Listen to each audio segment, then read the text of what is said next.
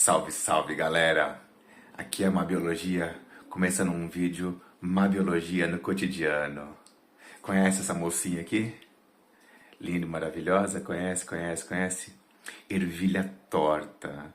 Pode ser só mais um vegetable aí que a gente costuma consumir no arroz, na salada, mas por trás desse vegetal aqui tem tanto conhecimento, e essa mocinha aqui é uma verdadeira celebridade no mundo da biologia, em especial da genética. Confere aí.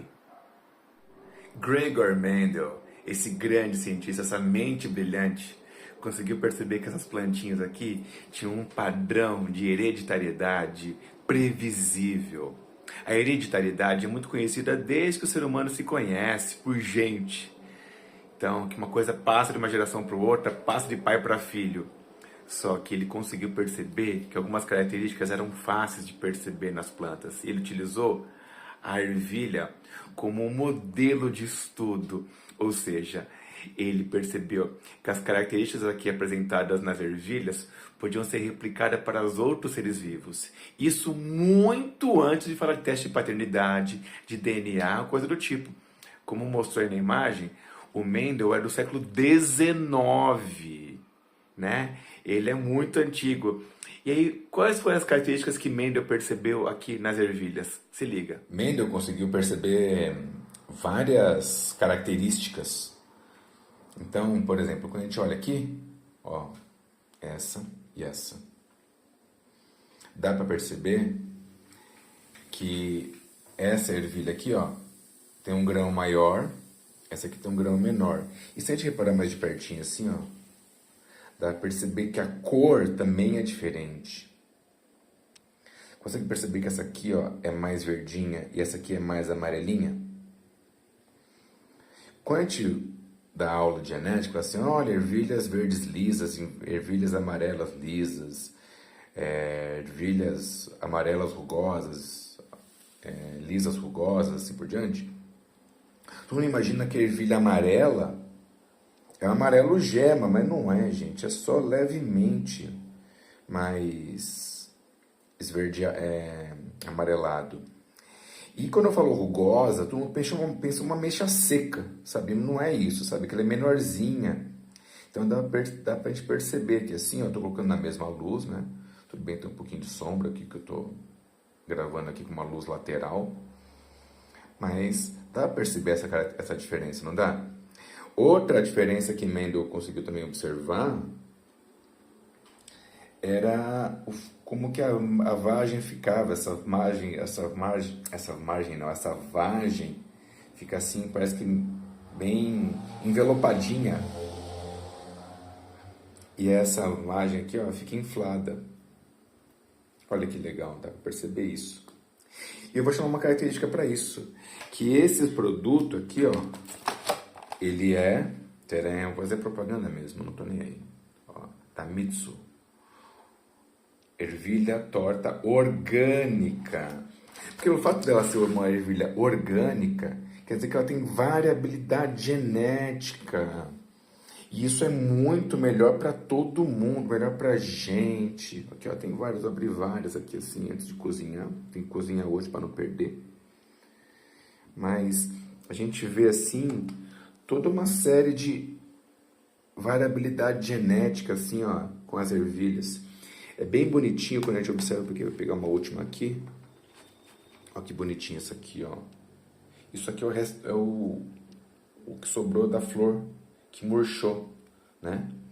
Tinha uma flor e essa flor aqui recebeu pólen de outra planta, de outra ervilha que estava ali perto. Essa flor secou, o ovário da flor se desenvolveu e a partir do ovário formou aqui essa vagem, que é o fruto dessa planta chamada Pisum sativum, ervilha de cheiro também chamada. Não é legal?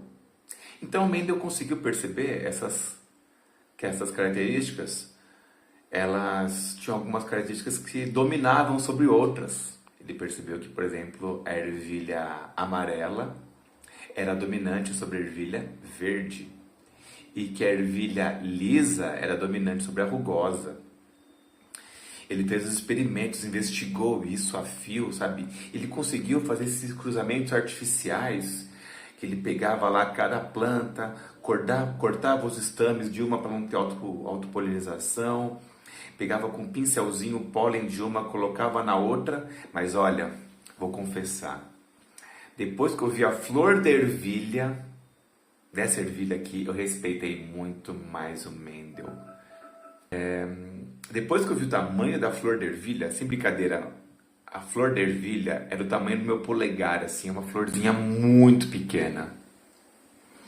Então, fazer isso manualmente é muito difícil. As primeiras vezes o Mendel fez por conta, mas Mendel, esqueci de falar que ele era um monge. E ele tinha recursos ali, né? Trabalhava para a igreja. E ele conseguiu depois fazer com que funcionários fizessem isso para ele, em larga escala.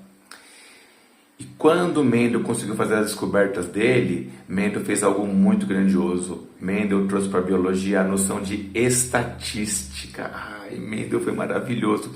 Quando a gente escuta falar que foram testar a vacina em 4.000 pessoas, em 5.000 pessoas, olha, o medicamento tem que fazer, o teste antes...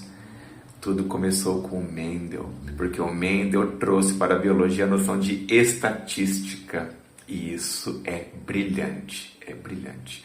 Os números do Mendel são incontestáveis. Ele chegou às conclusões dele de genética de uma forma brilhante. E ele foi o único que conseguiu trazer uma lei na biologia. Mas, porque a biologia tem muita exceção. Biologia e exceção são muito, muito amigas. E que outros cientistas tentaram fazer isso com outras plantas, mas não conseguiram. O Mendel também teve uma grande, grande sorte. Um detalhezinho mais acadêmico aí, que ele estudou 7 características, e essas 7 características, cada uma dessas características está em um par de cromossomos diferente. É muito legal. Cada característica tá. E a ervilha tem 2N igual a 14 cromossomos. É sensacional, gente. Muito legal mesmo. Então, salve a biologia, salve Gregor Mendel. E olha, agora a partir do momento quando você for comer, coma ervilha, por favor. Ervilha é super nutritivo, fonte de vitamina, de proteína vegetal maravilhoso, como inteiro assim, ó, não sei o que. E de preferência como orgânico. Eu adquiri os meus aqui assim, ó, no Instituto Baru, ali na região do Butantã, em São Paulo. Conheço o Instituto Baru também. Produtos orgânicos e agroecológicos, tá bom? Viva as ervilhas, viva Mendel, viva a biologia. Um brinde a Gregor Mendel.